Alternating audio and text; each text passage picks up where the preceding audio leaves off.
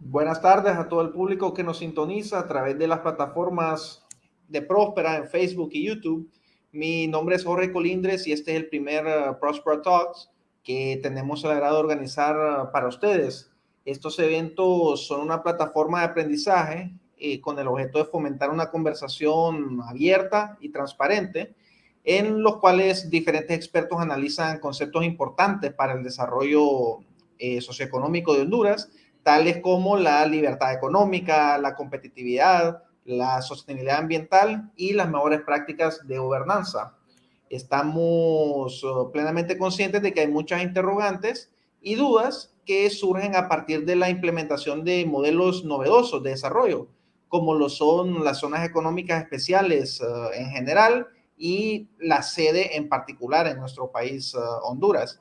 Por ello, esperamos que a partir de estos eventos ustedes puedan encontrar un espacio para ir aclarando estos conceptos y que puedan formarse una opinión propia con base en la información que sea de primera mano y fundamentada por expertos internacionales. Esta tarde el evento se intitula Sedes en Honduras, paraísos fiscales o catalizadores para la competitividad. Y nos acompañan dos expertos en esta materia que nos ayudarán a conocer más sobre este tema desde una perspectiva global y también desde una perspectiva regional. Así es que quisiera presentarles a ustedes, a nuestros panelistas, de quienes estoy muy honrado que nos acompañen el día de hoy. Tenemos como invitado y panelista al doctor Byron Slomak. Él es economista con un doctorado de la Universidad de Texas A&M University. Actualmente el doctor Slomak es director del Instituto 1889, que es una organización estadounidense sin fines de lucro que analiza y promueve políticas públicas desde los principios de gobierno limitado, libre empresa y una sociedad civil robusta. Nuestro invitado tiene una extensa trayectoria en el análisis económico y publica regularmente en medios de comunicación en los Estados Unidos como Business Week, National Review, The Hill. De igual manera, nos acompaña el doctor Olaf Dirkmaat, también economista de profesión, con un doctorado de la Universidad Rey Juan Carlos de Madrid. Actualmente, el doctor Dirkmaat es catedrático de la Escuela de Negocios de la Universidad Francisco Marroquín en la ciudad de Guatemala. El doctor Dirkmaat ha realizado una investigación, bueno, dos investigaciones específicas en el campo de implementación de las zonas de empleo y desarrollo económico en Honduras. De igual forma, quiero presentarles al abogado Ricardo González, quien se especializa en la implementación de zonas especiales en Honduras y quien nos va a estar facilitando a lo largo de esta tarde la traducción al español de la intervención del doctor Slomak. Queremos indicarles que estaremos recibiendo sus preguntas a través de mensajes directos a nuestra página de Facebook, por lo que no duden en escribirnos mientras se realiza este evento. Así es que agradeciéndoles a todos nuevamente por su participación, procedo a cederle el espacio al doctor Slomak para que haga su presentación sobre las ventajas de las zonas económicas especiales frente a un escenario de alta competitividad fiscal e institucional a nivel global. Doctor Slomak, the floor is yours. Thank you. I'm going to start my remarks maybe a little unexpectedly.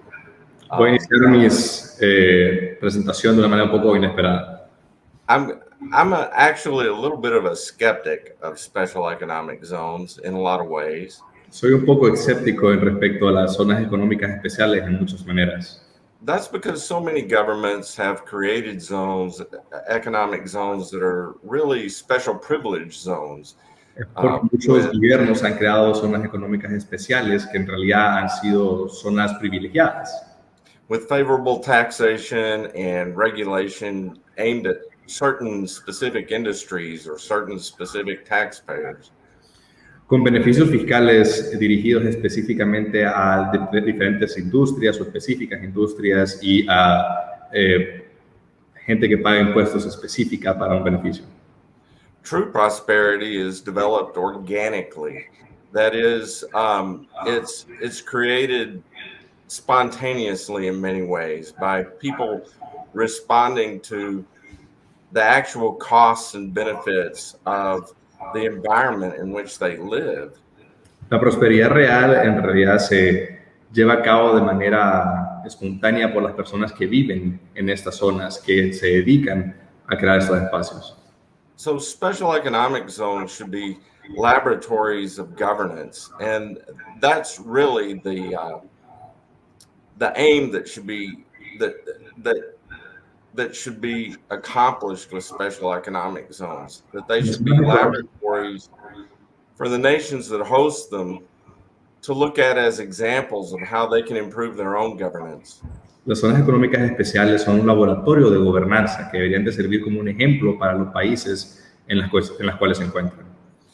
Governments all over the world have overstepped. They have social programs that discourage work, very expensive social programs, and they create tax favors for certain industries. In the United States, renewable energy comes to mind. Hollywood is often especially favored. Estos gobiernos se han sobrepasado en respecto a los programas sociales que se dedican a dar beneficios a la sociedad y que incentivan a que personas dejen de trabajar, como por ejemplo Hollywood es una de las que se viene en mente. Oppressive regulation all too often is imposed. Occupational licensing comes to mind. And governments have run up extraordinary debts with social welfare states. Government, even in these kinds of overly governed states, if you will, still adds value, though, just not as much as it could. Los gobiernos en sí se sobrepasan y dan demasiados programas de beneficios sociales y podrían seguir agregando valor de la manera en que lo hacen sin necesidad de comprometer tanto. So if you go to the first slide, you can see, unless you're an anarchist, you have to acknowledge that government adds value. It adds value by providing security in one's person, security in one's property. It does this by establishing a legal system that enforces law, both criminal and civil. It provides a court system that provides for adjudication of disputes, defining and enforcing property rights and contracts. Debemos entender de que esto tampoco es anarquismo y debemos reconocer que los gobiernos sí agregan valor en la seguridad de una persona, en la seguridad de su propiedad a través de sistemas legales que regulan los sistemas criminales, civiles, de resolución de conflictos, los contratos y proveyendo infraestructura. Proper governance also provides for infrastructure, not necessarily because it's the infrastructure represents a classic public good like economists teach about, but because so much of what government produces is really a natural monopoly. El gobierno provee infraestructura y no solo por proveerla, sino de que lo hace de manera orgánica y para poder prestar el servicio. So such things as roads are provided by government because we believe in low-cost access to our own property. Sewer and water are provided because they lend themselves to natural monopoly, and you want to prevent abuse of monopoly. So government runs it. Y el gobierno pues tiene que proveer alguna parte de esta estructura como calles y servicios públicos y ellos tienen estos monopolios para evitar de que pues empresas privadas los tengan. But government cannot add value if it does not have the means to do so, and that's where taxes come in. Y el gobierno no puede agregar valor si no tiene los medios para hacerlo, y es aquí donde los impuestos entran en juego. The taxes are dangerous. I've often said, if you want less of something, tax it. It's often said, go ahead. Los impuestos son peligrosos. Siempre he dicho de que si quieres menos de algo, pon un impuesto. It's often said that the power to tax is the power to destroy. This overstates things. In fact, the American Revolution almost wasn't successful because of the lack of taxation. Se ha dicho que los impuestos son el poder para destruir y se puede decir que la revolución estadounidense casi se pierde debido a la falta de impuestos. The Continental Congress couldn't pay the army because they didn't have the power to tax. And consequently, the revolution nearly failed on that basis. But regardless, el gobierno continental casi falla por el hecho de que no tenía los impuestos para pagarles al ejército. But regardless, taxes subtract from the value that government creates. So the goal in government should be to carry out its functions in a way that maximizes its value, while at the same time keeping taxes low enough and gentle enough, if you will, so that that net value that government adds to the economy and the way it makes prosperity possible is maximized. Y de cualquier manera, los impuestos disminuyen el valor que el gobierno puede crear, de tal modo que para que puedan compensarlo, el gobierno tiene que tener una balanza en juego para poder funcionar. I think we're on the next slide, by the way. Yeah, there we go. And so the way government does this is it optimizes on its core functions. It creates its greatest value by focusing on those core missions, by doing them well, by operating them efficiently and without corruption. Y la manera en cual el gobierno logra conseguir este balance es optimizando las acciones y centrándose en los focos de interés de su misión principal. They maximize their net benefit by taxing minimally and by taxing in the least damaging way possible. Again, taxes are all damaging in some way. The goal is to minimize that damage and maximize that net value. Maximizan el valor neto al imponer impuestos de la manera más baja y en la parte donde hagan menos daño. Y de igual manera, esos se hacen más eficientes. And that's what special economic zones are particularly good for, is to experiment with different forms of taxation to determine how do we get that maximum net value out of government. Y es por eso que las zonas económicas especiales son tan importantes, porque de esta manera se puede experimentar a través de ellas de qué manera se maximiza el valor neto con estos impuestos flexibles. And there are three major types of taxes that are generally used in the United States, throughout the world, and in individual states within the United States. Y hay tres impuestos que son comunes en Estados Unidos y alrededor del mundo que se imponen por todos los gobiernos. These are the income tax, the sales tax, and the property tax. And frankly, though, if taxes are low enough, it almost doesn't matter what mix of those taxes you use. Y estos impuestos son el impuesto sobre renta, el impuesto sobre venta y el impuesto sobre la propiedad. Y si se usan adecuadamente, realmente no importa el orden o la forma en que se combinen estos. And very often, those three taxes are characterized as a three-legged stool, as if you don't have one of the legs, the stool falls over. I don't look at it that way. I'm from the state of Texas originally, and they don't have an income tax. Y estos impuestos se suelen ver como si fueran un banco de tres pies, en los cuales si no existe uno de los pies del banco, este se puede caer. Sin embargo, no lo puedo ver de esa manera, en vista de que yo soy originalmente del estado de Texas, donde no tenemos impuestos sobre renta. I think most people would agree that Texas is doing fine. Y creo que muchas personas pueden estar de acuerdo que Texas está yendo bien. Income taxes in particular tend to destroy or at least harm significantly the incentive to work, because they tax directly the benefits of work, that is income. El impuesto sobre renta se mira como un atentado directo del incentivo que puede ser creado con el trabajo, porque atenta directamente a el mismo incentivo que uno obtiene por beneficio del trabajo.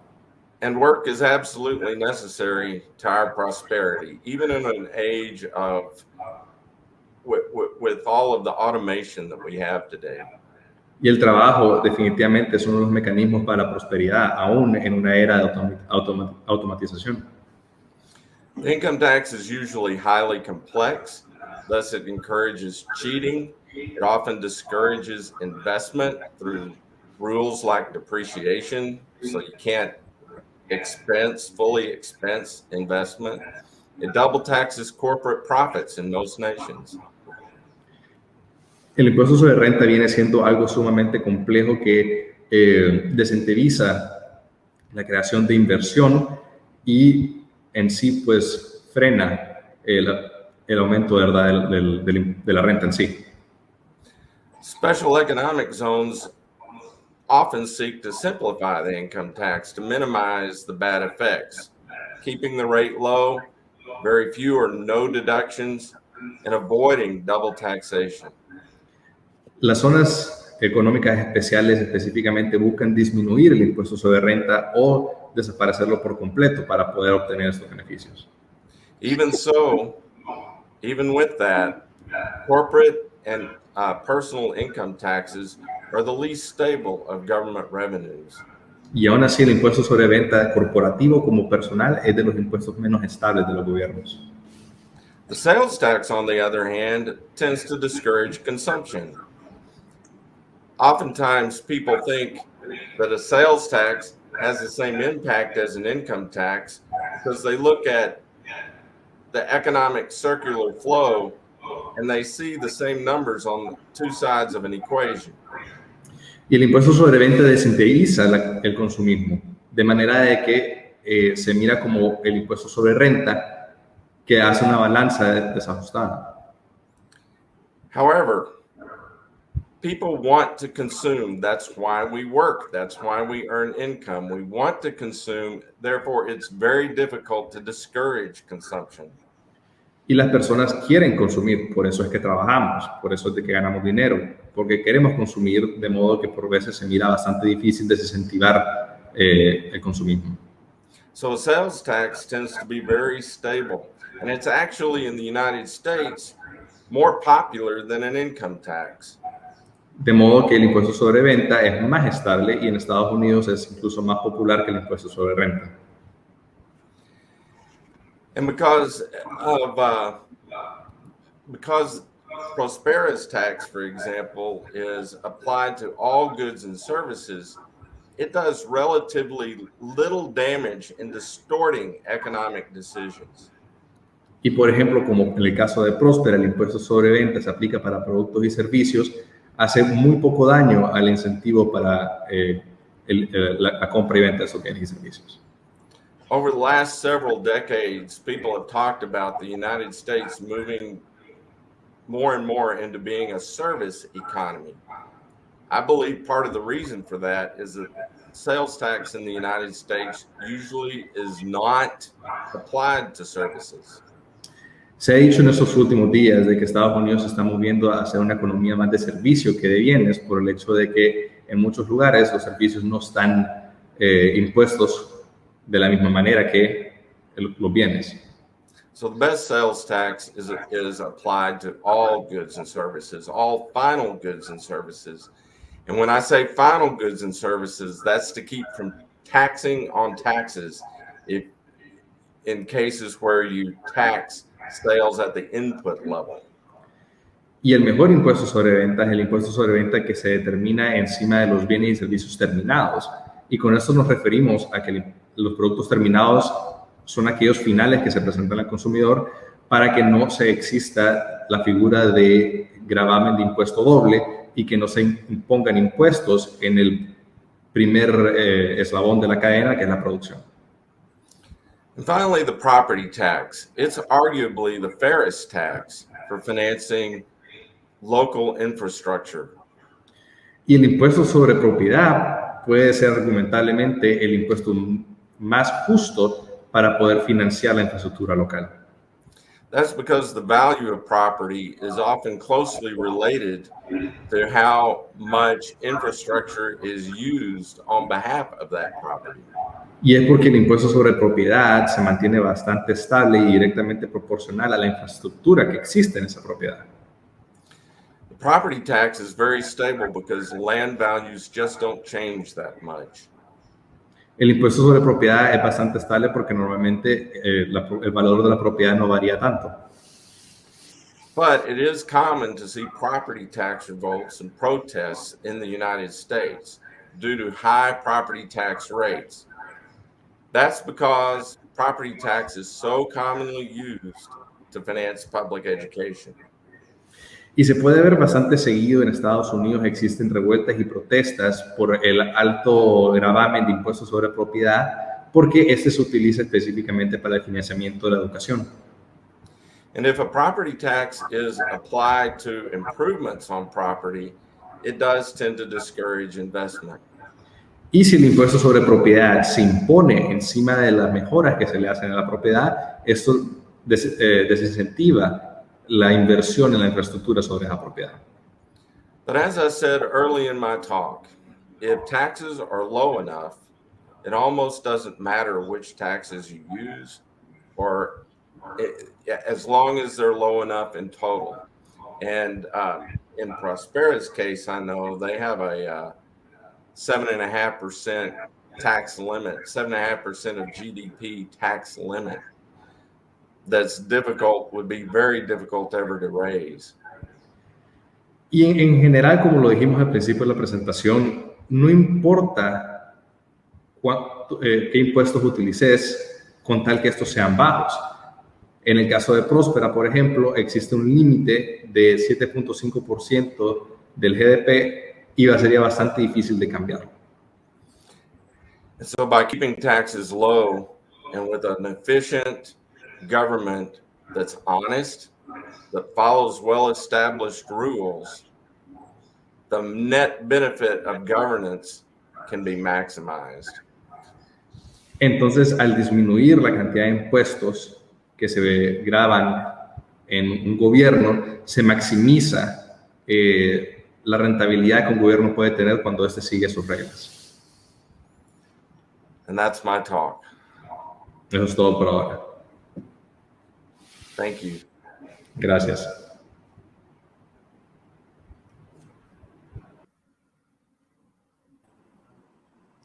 Thank you, Dr. Slomak. Agradecemos al Dr. Slomak por su intervención y queremos recordarles que estamos recibiendo sus preguntas a través de mensajes directos en nuestra página de Facebook, por lo que les invitamos a participar. Ahora procedemos a dar la palabra al Dr. Dirkmaat, quien nos elaborará con más detalles sobre sus hallazgos en materia de zonas económicas especiales en Honduras. Adelante, doctor, y muchas gracias.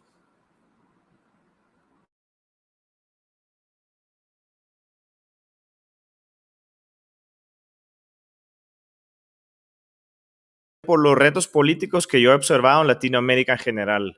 Sabemos que el sistema político en la región favorece el status quo y no permite la experimentación en cuanto a la regulación, niveles de impuestos y otros tipos de políticas públicas que pueden favorecer el desarrollo que requiere esta región. Estamos hablando de uno de los países más pobres del mundo y esa realidad, aunque sea triste, pues no es inevitable. En los estudios que hicimos con un compañero, Daniel Fernández, creo que aquí tengo las portadas, esos eran dos estudios que hicimos en cuanto a la zona, a la sede hondureña en comparación a otros tipos de zonas económicas especiales en el mundo, y el primer estudio que hicimos lo publicamos en el 2019. Aquí no solo hablamos de Honduras, hablamos de casos muy concretos, casos de éxito, pero también casos de fracaso. Como dijo el ponente anterior, pues no todas las zonas francas, libres o de desarrollo, sea como sea su nombre, han sido exitosos en el pasado. Podemos observar que hay grandes éxitos. Yo en este informe de 2019, pues junto a Daniel citamos al caso de China y en concreto a el desarrollo o las zonas económicas especiales que fueron designadas en el 1980, apenas hace 40 años. Y estas regiones donde antes vivía poca gente, donde antes habían poblaciones pequeñas y donde había pobreza absoluta, hoy por hoy son las regiones más ricas del país de China y además son la residencia tienen la residencia de millones de personas. Entonces son grandes éxitos que hemos estudiado más detalle en este informe, junto al caso de Dubái. Dubái, aunque muchos creen Muchos creen que Dubái depende mucho del petróleo, por ejemplo, lo cual no es cierto porque Dubái es una de las pocas emiratas, un país pequeño, que no tiene ingresos justamente por el petróleo. Por lo tanto, tenían que buscar soluciones alternativas para enriquecer a su población y para atraer inversiones al país. Y en ese caso, en el caso de Dubái, también fueron las zonas económicas especiales que hicieron posible la atracción de inversión extranjera en esa parte del mundo. Pero también han habido fracasos, como por ejemplo la India. En la India fue un modelo que termina beneficiando a una minoría y donde típicamente los ingresos y los beneficios de las sedes pues corresponden a élites locales que artificialmente tenían la capacidad de restringir la tierra, y eso fue una de las claves en el fracaso de la India. Lo pueden también leer en este mismo informe. En el 2020, finales de 2020, publicamos otro informe sobre básicamente lo mismo. En 2019 todavía la sede hondureña y en concreto Próspera, pues todavía estaba no habían lanzado todavía, y habían bastantes detalles que se hicieron cada vez más claros a lo largo de los siguientes meses, por lo cual nos parecía necesario publicar una segunda versión del reporte que también lo pueden descargar perfectamente gratuito en trends.ufm.edu. Bueno, tal vez muy brevemente, la lógica detrás de las zonas, la lógica económica detrás de las zonas económicas especiales es muy simple, y es efectivamente que el capital ya no pertenece a una región, a un país en específico. Es decir, el capital, la inversión puede mover de país a país, y eso es una lección que han entendido perfectamente en los países desarrollados y en los países que hoy por hoy llamamos milagros económicos, pero aparentemente es una lección que los países en vía de desarrollo no lo han tomado a pecho todavía. Y simplemente podemos decir que el capital va hacia los países donde las condiciones de inversión son simplemente las más adecuadas. ¿A qué nos referimos con condiciones de inversión? Efectivamente, el capital va a las regiones o los países, o a las zonas en este caso, donde pueden encontrar regímenes con pocos impuestos, con pocas regulaciones y pocas restricciones, por ejemplo, a la exportación de bienes. En ese sentido, la sede creo que es una gran aplicación de estas lecciones, que no son nuevas, que no surgen a raíz de las zonas económicas especiales, porque las zonas económicas especiales típicamente surgen a raíz de dificultades políticas más que la realidad subyacente económica. Entonces, es una lección que han entendido en Dubái, es una lección que han entendido en China, pero también una lección que han entendido ya en Estados Unidos claramente, pero también en muchos países europeos como el mío. Yo soy de Holanda, los Países Bajos. Yo les aseguro que Holanda no es un paraíso fiscal, pero durante el término del presidente Obama en los Estados Unidos, redactaron una lista de paraísos fiscales y ¿cuál país aparece en esa lista? Entre otros, pues 2 europeos, Irlanda y Holanda. Y no son paraísos fiscales, sin embargo, tenían condiciones favorables para la inversión y las empresas. Impuestos bajos, excepciones en cuanto a regulaciones, y eso atraía a esas empresas justamente a esos países. Y por eso la gente en Irlanda y también en Holanda pues viven mucho mejor que sus pares europeos. En fin, lo que podemos reconocer, y es una realidad en Centroamérica, es que típicamente los impuestos son altos, primero a las empresas en sí. Es decir, mientras que en Europa, en Estados Unidos, los impuestos típicamente se gravan sobre los ingresos de las personas y no de las empresas, en esta región la situación es diferente. Aquí se grava más en la renta generada por las empresas que la renta generada por personas. Y eso, tiene graves consecuencias en cuanto a poder atraer empresas, porque simplemente los impuestos o la carga impositiva se recae sobre los hombros de esas mismas empresas. Aquí hay algo interesante, porque las tasas impositivas son altas. Por ejemplo, el caso de Guatemala, donde yo me encuentro ahorita, estamos hablando de un 25% sobre utilidad, sobre ganancias, un 25%. Y tenemos que reconocer aquí que realmente lo que hace este impuesto, por ser tan inflexible, es que reduce el dinero que le queda a la empresa. Pero no solo que le queda a la empresa, no, en particular, la renta que le queda a la empresa exitosa. Porque ¿cuáles empresas son las más exitosas? Las que mayores ganancias tienen.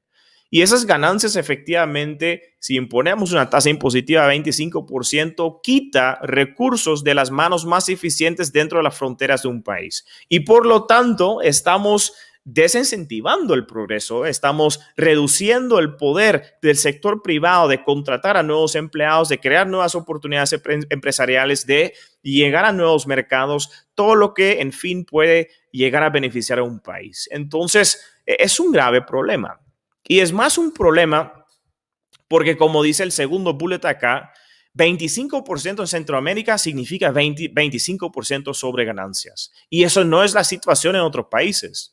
De hecho, aquí tengo una gráfica donde hacemos una comparación, podemos observar una comparación entre lo que es la tasa impositiva oficial sobre las ganancias y la tasa efectiva sobre ganancias. Es decir, a un lado lo que el gobierno declara como impuesto, por ejemplo, el 25% en Guatemala, y luego lo que realmente las empresas llegan a pagar. Como vemos, existe una brecha en Estados Unidos entre ambos. Una brecha que no puede existir en Latinoamérica, perdón, al menos en Centroamérica. ¿Y por qué no existe en Centroamérica? Porque típicamente los deducibles que corresponden a las empresas estadounidenses o europeas no existen en esta región.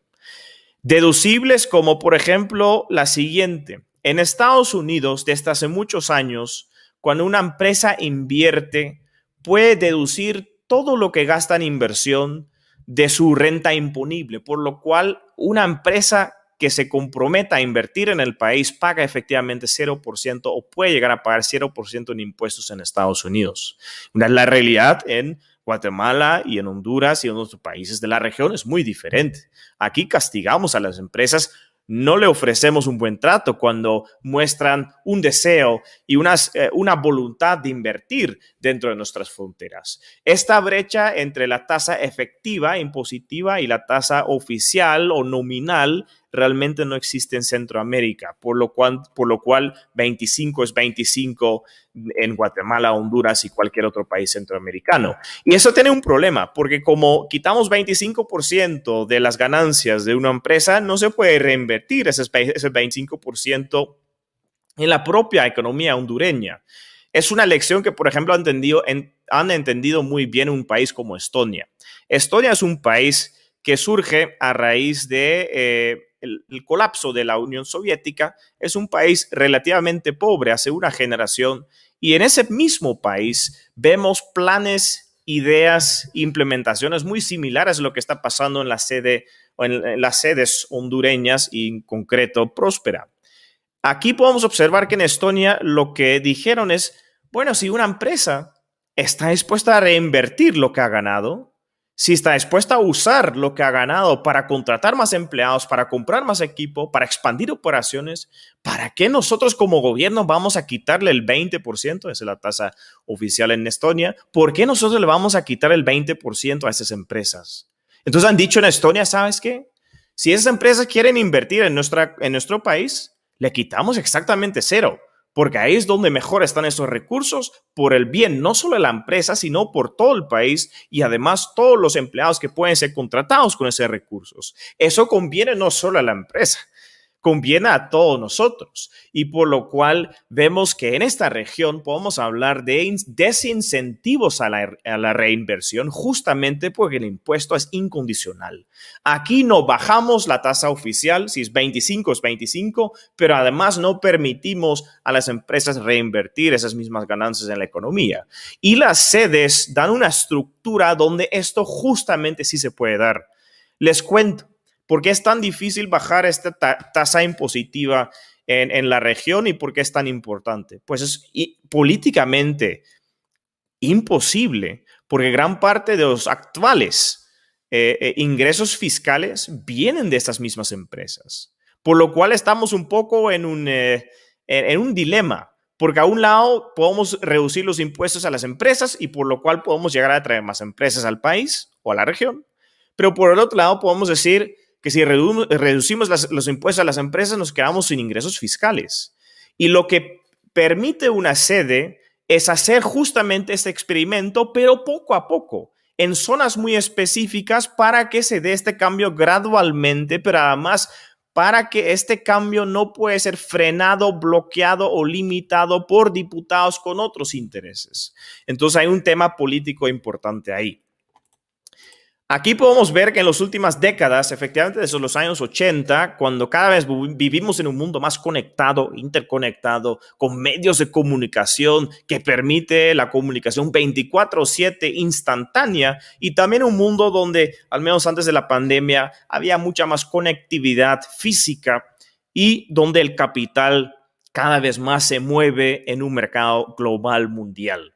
Y por lo tanto, los países compiten en cuanto a niveles de impuestos a las empresas para atraerlas justamente a sus propios países. Y la tendencia es obvia. Aquí vemos una reducción en todos los países o prácticamente todos los países del mundo, una tendencia a reducir el ISR que se cobra a las empresas y en particular sobre las ganancias. Y aquí la región de Centroamérica, Honduras, no puede quedar atrás, porque significa menores niveles de inversión y significa que va a ser imposible atraer más inversión a la región. La sede soluciona este problema porque permite una tasa impositiva tan competitiva que es incluso menor a los países ya desarrollados o los países en vía de desarrollo que compiten por inversión con una región centroamericana. Aquí hay dos cosas, no solo son los impuestos. Los impuestos son importantes, claro que sí. El capital va a los países donde menos cobran en impuestos a las empresas.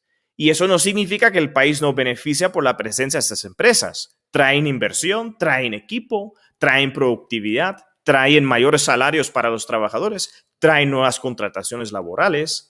Pero no solo son los impuestos. Podemos tomar a un lado el costo fiscal y al otro lado el costo regulatorio. Es decir, ¿qué costo generan las empresas las regulaciones de un país? Y desafortunadamente también en esta región en Centroamérica las regulaciones son una barrera a la inversión porque generan costos que no deberían existir en realidad y solo crean ineficiencias dentro de las mismas empresas y nunca cumplen con el objetivo explícito que típicamente es algo así como proteger al consumidor hondureño.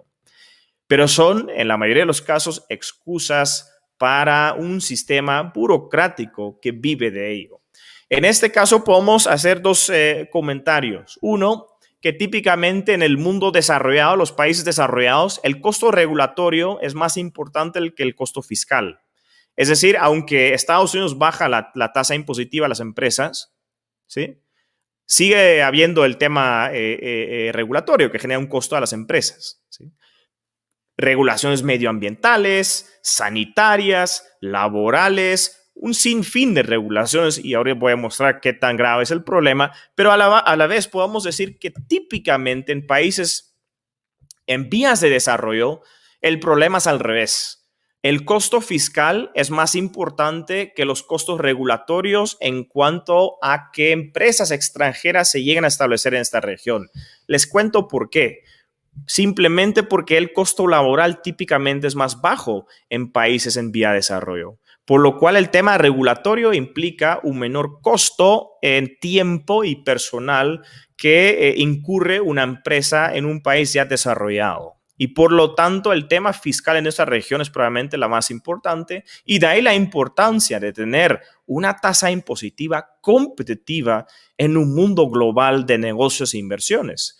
Si en Holanda o en Irlanda se está cobrando el 12% sobre ganancias y en Guatemala o en la región estamos cobrando 25% sobre ganancias, las empresas van a Irlanda, no van a Honduras.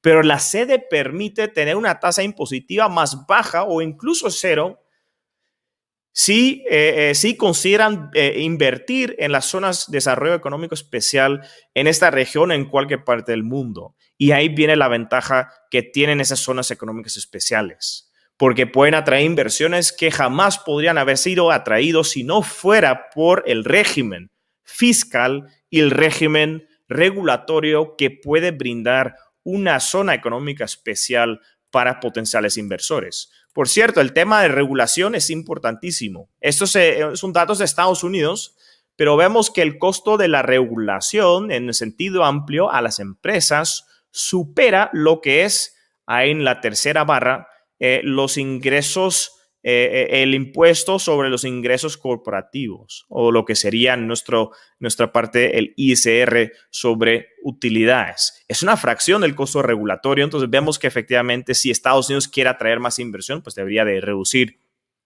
las barreras regulatorias más que reducir la presión fiscal a las empresas. Aquí probablemente es mucho más igual, o incluso puede ser más importante el tema fiscal, por lo cual urge reducir los impuestos a las empresas para poder atraerlos a esta parte del mundo. Irlanda fue uno de los ejemplos que tratamos en nuestros estudios. Entonces, en Irlanda, que era el patito feo, era el país pobre de Europa en algún momento. De hecho, en 1960 era igual de pobre que algunas naciones centroamericanas. Pero en esos mismos 60 años, hoy por hoy, es uno de los países más ricos, con mayores niveles de prosperidad en toda la región. Entonces, la pregunta es cómo han logrado esa transformación. Primero, intentaron la educación pública y entrenaron un montón de programadores irlandeses. Pero eso pasó. Había una fuga de cerebros, así lo llaman. ¿Por qué? Porque efectivamente entrenaron trabajadores para puestos de trabajo que no existían en el país. Y no existían porque no había inversión extranjera en Irlanda. Entonces dieron vuelta a la estrategia y lograron uno de los estados más liberales del continente europeo hoy por hoy, con impuestos bajos, pero sobre todo impuestos bajos a las empresas. En el 1980 bajaron ya el ISR a las maquilas sobre utilidades a 10% y estaba en 50%. En el 87 también hacen lo mismo con el sector financiero. Y desde el 2000 más o menos, el impuesto sobre la renta, el impuesto sobre ganancias en Irlanda es 12.5%. Y a la vez, Irlanda hoy por hoy es uno de los países más prósperos del mundo y esta prosperidad fue creada prácticamente en los últimos 40 años. Aquí el otro experimento que comenté al comienzo de mi charla es el experimento chino. Y esta estadística que sacamos en el primer estudio que hemos publicado sobre las sedes Honduras, creo que habla, dice mucho, ¿no? Esta gráfica lo que hace es comparar las diferentes zonas económicas especiales en China según el año que fueron inaugurados. Y entonces vemos claramente que las sedes que fueron inauguradas en el 1980 son las zonas más prósperas con el mayor nivel de renta en China hoy por hoy. Y los que fueron creados después por el éxito justamente de las zonas libres en el 1980 en China, que fueron imitaciones de estos proyectos en el 1980. 1980, por ejemplo, está Shenzhen, pero también otras zonas económicas especiales. Pues efectivamente, las que fueron creadas en el 2000 han crecido muchísimo también, pero todavía no han logrado llegar a los niveles de las zonas económicas especiales ya establecidas 20 años antes. Y aquí vemos en Shenzhen más o menos las tasas de crecimiento económico. Y eso en un esquema de pocas regulaciones, pocos impuestos, muy similar a la sede hondureña. Y creo que esto es muy importante porque vemos durante 40 años tasas de crecimiento económico por encima de 10%. Honduras y también Guatemala apenas crecen a 3.5% el Producto Interno Bruto al año. Con 3.5% de incremento en el Producto Interno Bruto al año, vamos a tardar 100 años para llegar al nivel de ingresos de Estados Unidos hoy. Y recordemos que Estados Unidos no deja de crecer. El país o la prosperidad de los ciudadanos americanos también crece, sigue aumentando año tras año. Pero Shenzhen logró en los primeros 5 años crecer a un ritmo de 55%, después 35%. Pero incluso de año 20 a 30, cuando ya llegó a un cierto nivel de prosperidad, seguía creciendo a 15%. ¿Por qué? Porque tenía montones de inversión, un montón de creación de valor, un montón de inversiones extranjeras, un montón de aumento poblacional, tanto chinos como extranjeros, que llegaron de todas diferentes partes del país a trabajar dentro de las zonas económicas especiales. Es un éxito económico, pero además es un éxito social, Millones de personas que antes vivían en la pobreza, en el campo chino, han migrado a zonas urbanas creadas o que surgen a raíz de las zonas económicas especiales en China a vivir y trabajar en estas zonas. Y eso es justamente una de las características de las sedes hondureñas, porque no o casi en ninguna zona económica especial uno tiene el derecho de vivir y residir. En China sí se puede, en Honduras también, en Dubái también, pero hay pocos otros ejemplos donde se puede residir dentro de esas zonas económicas especiales a pesar de los grandes beneficios que pueden existir. Bueno, entonces, en breve, lo que he tratado de decir es, hay ciertos costos importantes que hace que una empresa decide establecerse en un país o en otro país. Los costos pueden ser fiscales, es decir, el nivel de impuesto que impone el gobierno, sea una administración de una sede o un gobierno nacional como el hondureño. Y luego están los costos regulatorios que generan también costos que pueden persuadir a empresas a justamente llegar a invertir o evitar el país de toda costa para invertir ahí.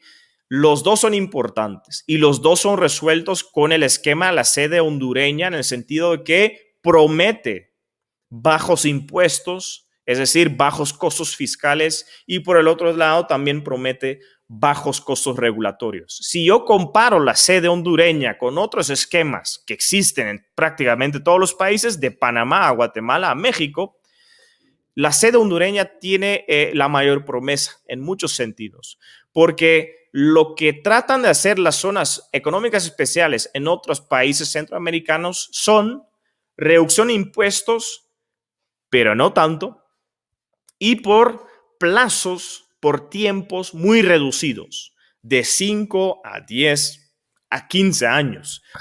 Y como vemos en el caso de Shenzhen, estas empresas no llegan para estar 5 años en un país, llegan para estar generaciones dentro de esas fronteras a generar valor, producir y contratar a empleados locales. No están ahí por estar un par de años. Llegan a Shenzhen, llegan a Dubái y pueden llegar a Honduras por estar y establecerse durante generaciones.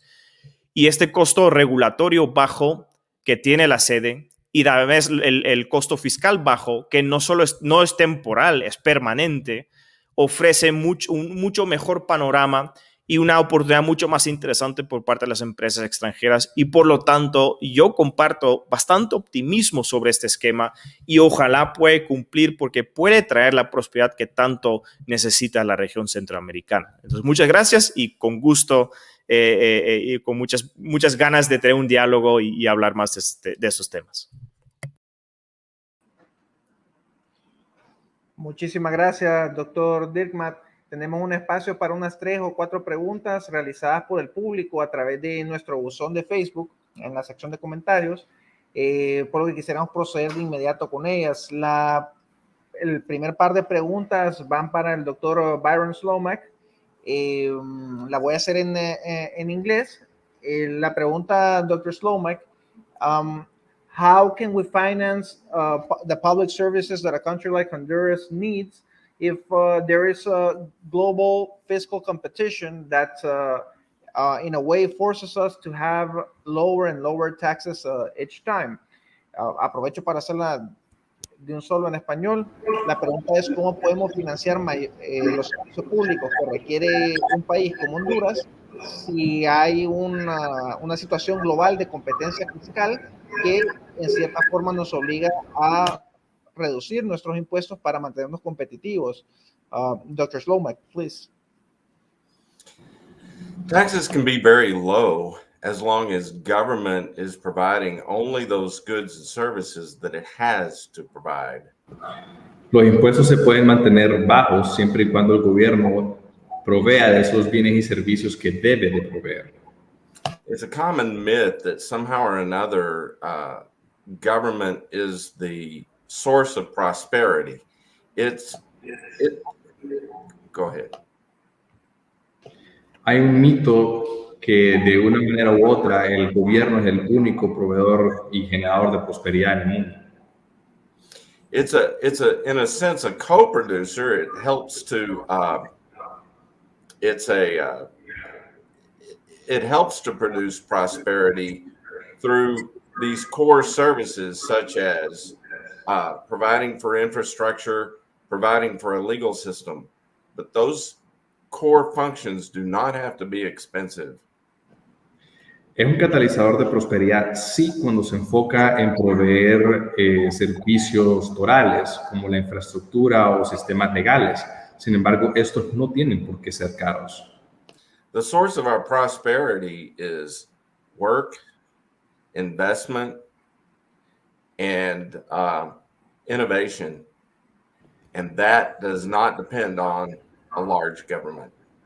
La fuente de prosperidad real proviene de inversión, trabajo, y eso no depende de un gobierno grande. That's my answer. Okay, no, thank you, Dr. Slomak. La siguiente pregunta viene de Claudia Castillo, quien nos ha dejado un par de comentarios en Facebook. Muchas gracias, Claudia, por su participación. Dr. Byron, Claudia Castillo's question, she's commenting that she believes sales taxes to be regressive and that sales taxes tend to affect the poor disproportionately or are targeted at poor people. What can you comment to us about this criticism against sales taxes? First of all, in my analysis of taxation, I have ceased to even look at or review so-called claims of progressive versus regressive. En primer lugar, en mi análisis, he tratado de evitar los términos regresivos o progresivos en respecto a los impuestos. This isn't what matters. What matters to prosperity for the poor people, for all levels of income, is how a tax impacts the incentive to work, to save, to invest. Esto no es lo importante ni relevante para la prosperidad. Lo importante es cómo esto incentiva el trabajo y la inversión. The income tax, even so-called progressive income taxes, do much more to discourage prosperity than they do to encourage it for all levels of income. El impuesto sobre renta, incluso el impuesto sobre renta progresivo, hace más para desincentivar el trabajo y la inversión que lo hace generarlo. One tax in the United States that was passed into law in the late 1980s was a luxury tax. It taxed private aircraft, jewelry, fur coats, yachts. Un impuesto existente en Estados Unidos alrededor de los años 80 era el impuesto sobre los artículos de lujo, como los aviones privados, la joyería, los trajes de cuero o abrigos de piel animal. It was supposedly designed to force rich people to pay their fair share. But what it really did was nearly destroy those industries and the jobs of middle-class income people who worked in those industries. Y se supone que este impuesto a artículos de lujo debía de hacer que las personas privilegiadas o adineradas pagaran sus precios justos en impuestos, pero lo que realmente logró fue destruir las economías y los trabajos de las personas que trabajaban para estas industrias. Anyone who is subject to a sales tax can control their sales tax liability by controlling what they buy. Y en general el impuesto sobre venta se puede mitigar controlando lo que uno compra. The rich tend to buy very expensive items and thus they pay quite a bit in sales tax. Y los ricos ya pagan su impuesto sobre venta en artículos que son bastante caros, entonces ya pagan los impuestos de esa manera. When I was in Texas working for the Texas Public Policy Foundation, I looked at official government documents that looked at how different income levels were affected by different taxes. Surprisingly enough, the tax most like an income tax in Texas was the most regressive. Y en el caso de Texas, por ejemplo, los impuestos sobre renta o lo más similar a impuestos sobre renta venían siendo los más regresivos. So the fact is that when it comes to how taxes impact people, their incomes, and their standard of living, we have to look more at how they impact those three things I mentioned earlier: work, investment, and innovation, than we look at just the mathematics. Entonces, cuando hablamos acerca del impacto que puede generar los impuestos, tenemos que tener en cuenta específicamente las áreas de las que mencionamos anteriormente: el trabajo, la inversión y la innovación, más que la matemática del asunto. Thanks. Gracias. Thank you, Dr. Slomak. Muchísimas gracias, Dr. Slomak. Creo que nos deja un criterio muy importante para analizar cada uno de los impuestos, los sistemas fiscales en general, que es cómo estos vienen a afectar el trabajo, cómo afectan la inversión y cómo afectan la innovación. Son criterios puntuales y creo que muy importantes a tener presentes en el análisis de los modelos fiscales. Así es que muchas gracias. Vamos a aprovechar a hacerle ahora un par de preguntas al doctor Dirkmaat. Nos pregunta el señor Enrique Sierra a través de Facebook: ¿qué consecuencias genera esta ventaja competitiva que tienen las sedes para las empresas al interior de Honduras que no tienen estos incentivos? Creo que es una pregunta muy interesante. ¿Qué consecuencias tiene, verdad, que las empresas en sede tengan estos beneficios y no el resto del país? Adelante, doctor. Gracias. Claramente existen empresas en esos países que no están gozando de los beneficios fiscales que puede traer una sede. Sin embargo, aparentemente han sido exitosos a pesar de los niveles fiscales, a pesar de los niveles altos de impuestos.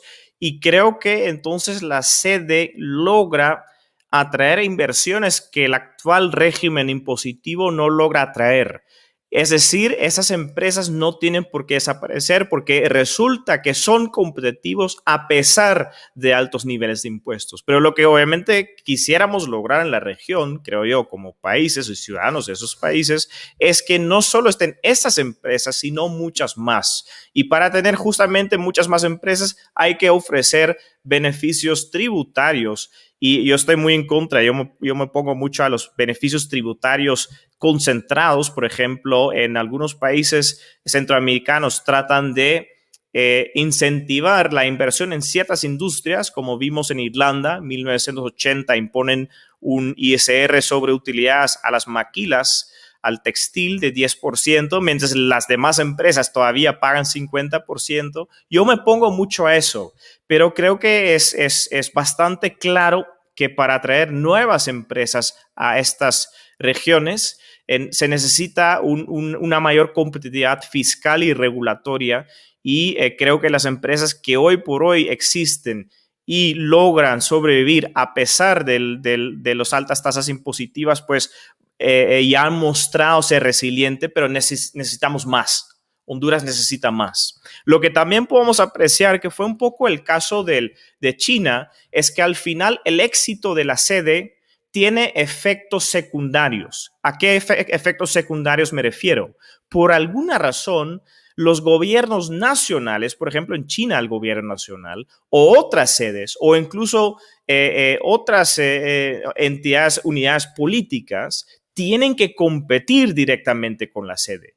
Porque ellos ven, hay una zona en Honduras que está atrayendo inversiones, están creando nuevos empleos, nuevas industrias. Aparentemente tenemos que hacer algo para competir con ellos. Y entonces se tiene que bajar también el nivel impositivo en el resto de la economía de Honduras. Así ha funcionado en China, así ha funcionado en la Unión Europea, y ha sido una de las frustraciones al menos de los socialistas europeos, porque ellos siempre se oponen a la competencia fiscal. ¿Por qué? Porque la competencia fiscal restringe mucho el poder de la clase política de imponer impuestos arbitrarios y a niveles subóptimos.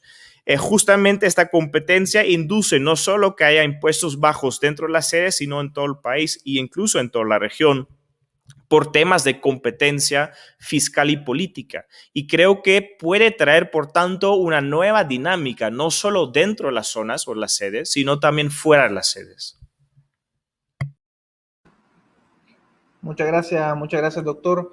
Y la otra pregunta que le queríamos hacer, y tal vez tomando en consideración algunos de los comentarios que han puesto en Facebook, es, ¿usted cree o usted considera que la institucionalidad de Honduras está preparada para sostener a largo plazo un concepto y un esquema jurídico como son las sedes o las zonas económicas especiales? Y tal vez puntualmente la pregunta orientada en el sentido de que esos son un cambio muy fuerte, ¿no? O son un cambio que se nota bastante lo que existe, las instituciones dentro de la sede con las instituciones en el resto del país. Entonces, ¿qué impacto cree que eso viene a generar? ¿Usted cree que eso es sostenible, que se introduzcan zonas con estos cambios de ese nivel o de esa envergadura?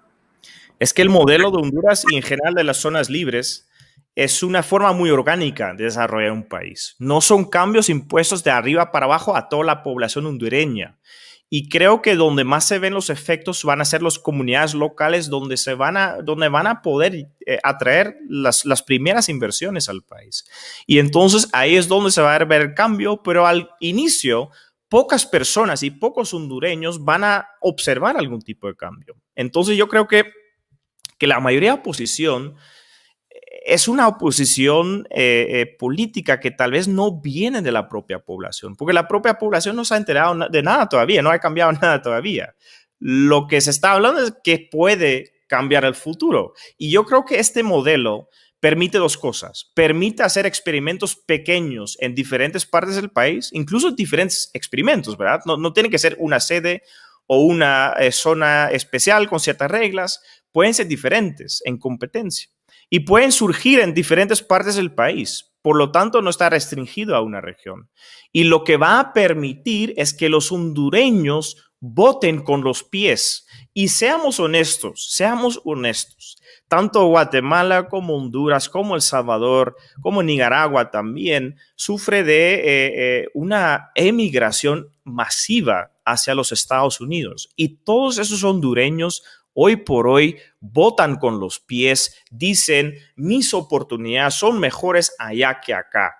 Pues en las sedes, en la medida que llegan inversiones extranjeras a esas mismas sedes y empieza a cambiar el panorama económico en ciertas partes del país, podemos ver y observar que los hondureños también pueden votar con los pies, pero sin cruzar un desierto, efectivamente. Entonces, creo que el modelo de la zona económica especial, no solo en Honduras, sino en todo el mundo donde se implemente, permite que se crea valor en ciertas zonas específicas y al inicio impactando poca gente. Recordemos el caso de Shenzhen, que comenzó con una comunidad de 10,000 personas, pero pueden crecerse en grandes éxitos que logran acoplar millones de personas. Pero claro, en un sentido orgánico, porque si la política de una sede no es exitosa, si no logra atraer inversión, efectivamente ahí podemos apreciar que esa sede va a fallar y por tanto no va a tener mayor repercusión en el país. Es decir, si la gente cree que no funciona la sede, pues no deberían tenerle miedo porque va a fracasar. Yo sí creo que puede funcionar y por lo tanto veo que el éxito puede no solo afectar a un grupo pequeño del país, sino a lo largo, efectivamente, a todos los hondureños. Y dos, creo, yo no soy experto en Próspera, ustedes pueden contarlo mucho mejor que nosotros probablemente, pero es bastante complicado que el Congreso hondureño modifica de una forma significante la ley que respalda la propia sede. y la autonomía que tiene la sede. Y creo que esa protección es muy importante. Luego, a lo largo, si es políticamente viable y si se mantiene el esquema, pues yo soy bastante optimista en el sentido de que un país como el país vecino, otra vez Guatemala, ha mostrado una cierta estabilidad política, económica, incluso monetaria, que yo ni siquiera he visto en otros países en vías de desarrollo o en otros países latinoamericanos. Entonces parece que la región es más conservadora y más alérgica a los cambios abruptos de lo que tal vez parece en una primera instancia desde afuera, ¿no? Como tenemos un montón de relatos, un montón de noticias, un montón de prensa, pero yo creo que a lo mejor que puede ser todo lo contrario, más esta barrera, digamos, al Congreso a modificar la ley de forma significante, yo creo que es el mejor lo que puede desear un Honduras. Experimentos pequeños a nivel local que pueden extenderse en la medida que sean exitosos, solamente en la medida que sean exitosos, afectando o impactando a pocas personas y pocas empresas, pero que pueden expandir a todo el territorio del país y además estos límites a cambiar y modificar la ley de una forma arbitraria por parte de una clase política. Muchísimas gracias, doctor. Y bueno, quería ya para finalizar agradecerles a todas las personas que han participado y que enviaron sus preguntas. Sabemos que este es un tema bastante importante y pues hay varios comentarios en Facebook, hay varias preguntas, pero el tiempo que tenemos es limitado para este evento, pero esperamos que nos puedan acompañar en otros eventos. Y también el doctor Dirkmaat y Sloma, que esperamos que también nos puedan acompañar en futuros eventos. Creo que ambos expositores han hecho énfasis, ¿verdad?, en la importancia de que los países cuenten con una estrategia de desarrollo centrada en la competitividad y en las buenas prácticas de gobierno. Personalmente, considero que los países como Honduras debemos entender que en el largo plazo la mejor estrategia de desarrollo se fundamenta en la adopción de instituciones que tutelen la seguridad jurídica, la propiedad privada y la libre empresa. Y yo creo que las sedes son una política y un mecanismo jurídico que viene a hacer precisamente esto.